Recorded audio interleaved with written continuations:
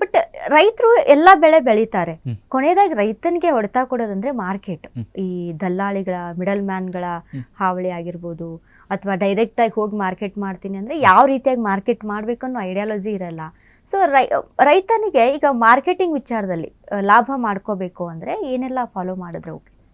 ಯುವ ರೈತರು ಯಾರಾದರೂ ನೋಡ್ತಿದ್ರೆ ಅವ್ರಿಗೊಂದು ರೆಕಮೆಂಡ್ ಮಾಡ್ತೀನಿ, ನೀವೇನಾದರೂ ಎಕ್ಸೈಟಿಕ್ ಫ್ರೂಟ್ಸ್ ಬೆಳೀತಿದ್ರೆ ನೀವು ಇನ್ಸ್ಟಾಗ್ರಾಮ್ ಪೇಜ್ ಕ್ರಿಯೇಟ್ ಮಾಡ್ಕೊಳ್ಳಿ. ನೀವು ಈ ಥರ ವಿಡಿಯೋ ಮಾಡಿ ಹಾಕಿ, ನಾನು ಈ ಥರ ಬೆಳೀತಿದ್ದೀನಿ ಅಂತ ಹೇಳ್ಬಿಟ್ಟು ನಿಮಗೆ ಒಂದು ಗುಡ್ ಅಮೌಂಟಲ್ಲಿ ಆರ್ಡರ್ಸ್ ಬರುತ್ತೆ. ಬೆಂಗಳೂರು ಜನ ಕೂಡ ನಿಮ್ಗೆ ಸಪೋರ್ಟ್ ಮಾಡ್ತಾರೆ, ಬೆಂಗಳೂರವರು ಅಥವಾ ಅವ್ರು ಇವರು ಅಂತ ಕೂಡ ಡೈರೆಕ್ಟಾಗಿ APMCಗೆ ಹೋಗ್ದಿರಾ. ಬಟ್ ಏನಾಗುತ್ತೆ ಅಂದರೆ ಇವಾಗ ತುಂಬ ಸ್ಟಾರ್ಟಪ್ಗಳು ಸ್ಟಾರ್ಟ್ ಆಗ್ತವೆ. ಅಂದರೆ ರೈತ ಬೆಳೆದಿರೋದು ನಾನು ಯಾಕೆ ಡೈರೆಕ್ಟಾಗಿ ಮನೆಗೆ ತೊಗೊಬಂದು ಕೊಡೋಕ್ಕಾಗಲ್ಲ ಹಾಗೆ ಹೇಗೆ ಅಂತ ಹೇಳ್ಬಿಟ್ಟು. ನೀವು ಎಕ್ಸೈಟಿಕ್ ಫ್ರೂಟ್ಸ್ ಅನ್ನೋದು ಲಿಮಿಟೆಡ್ ಇರುತ್ತೆ, ಒಂದು 200 kg 300 kg. So 300 order process ಮಾಡೋದು ದೊಡ್ಡ ವಿಚಾರ ಅಲ್ಲ. ಅದೇ ಟೊಮೆಟೊನ 3000 kg ರೈತ ಒಂದು ಆರ್ಡರ್ ಮಾಡ್ಬೇಕಂದ್ರೆ ಅಥವಾ ಮನೆಗಳಿಗೆ ಕಳಿಸ್ಬೇಕು 1 kg ಅಂದ್ರೆ ಟೊಮೆಟೊ ಕಾಸ್ಟ್ ನಿಮ್ಗೆ 30 ರೂಪಾಯಿ ಇರುತ್ತೆ ಅಂತ ಅನ್ಕೊಳ್ಳಿ. ಡೆಲಿವರಿ ಕಾಸ್ಟ್ 80 to 90 rupees ಆಗುತ್ತೆ. ಸೊ ಒಂದು ಟ್ರೆಡಿಷನಲ್ ವೇ ಅನ್ನೋದಿದೆ. ರೈತ APMC ಮಾರ್ಕೆಟ್ಗೆ ಹೋಗಬೇಕು. ಅಲ್ಲಿ APMC ಮಾರ್ಕೆಟಲ್ಲಿ ನಾರ್ಮಲ್ ಆಗಿ ಇವಾಗ ರೈತನಿಗೆ ಒಂದು 6 ರೂಪಾಯಿ 7 ರೂಪಾಯಿ ಸಿಗ್ತಿದೆ ಅಂದರೆ ಅಲ್ಲಿ ಒಬ್ಬರು ಡೀಲರ್ ಅನ್ನೋದು ಇರ್ತಾರೆ. ಸೊ ಡೀಲರು ಅದನ್ನು ತಗೋಬಿಟ್ಟು ಅಲ್ಲಿ ಅವ್ನಿಗೊಂದು ಆಲ್ಮೋಸ್ಟ್ 50-50 ಸಿಗುತ್ತೆ. ಅವ್ನಿಗೊಂದು 6 ರೂಪಾಯಿ ಸಿಗುತ್ತೆ.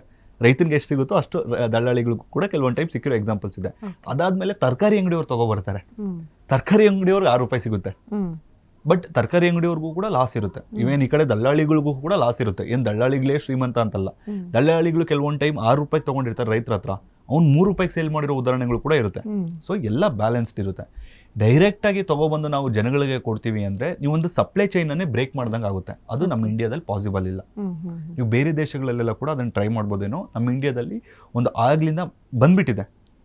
ರೈತರು APMC ಮಾರ್ಕೆಟ್ಗೆ ಹೋಗಬೇಕು, ಮಾರ್ಕೆಟಿಂದ ಅಲ್ಲಿ ಡೀಲರ್ಸ್ ಸಿಗ್ತಾರೆ, ಡೀಲರ್ಸಿಂದ ತರಕಾರಿ ಅಂಗಡಿಗಳಿಗೆ ಹೋಗುತ್ತೆ, ಅಥವಾ ಈ ಥರ ಸಪ್ಲೈ ಚೈನ್ ಅನ್ನೋದು ಇರುತ್ತೆ.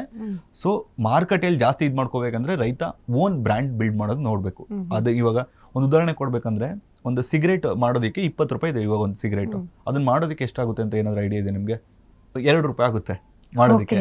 ರೈತನಿಗೆ ಎಷ್ಟು ಸಿಗ್ತಿದೆ ಗೊತ್ತಾ? 20 ಪೈಸೆ ಸಿಗ್ತಿದೆ ಒಂದು ಸಿಗರೇಟಿಂದ. ಸೊ ಹಂಗಂತ ಸಿಗರೇಟ್ ಮಾಡಿ ಅಂತಲ್ಲ.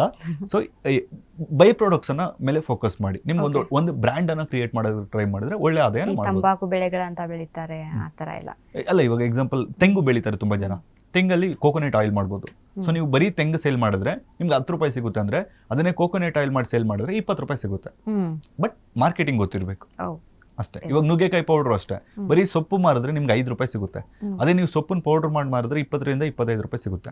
ಬಟ್ ಮಾರ್ಕೆಟಿಂಗ್ ಸ್ವಲ್ಪ ಹಾರ್ಡ್ ವರ್ಕ್ ಮಾಡಬೇಕು. ಅವಾಗ ಬೈ ಪ್ರಾಡಕ್ಟ್ಸ್ ಮೇಲೆ ಫೋಕಸ್ ಮಾಡಿದ್ರೆ ಖಂಡಿತವಾಗ್ಲೂ ಕೂಡ ರೈತ ಒಳ್ಳೆ ಆದಾಯ ಮಾಡ್ಬೋದು.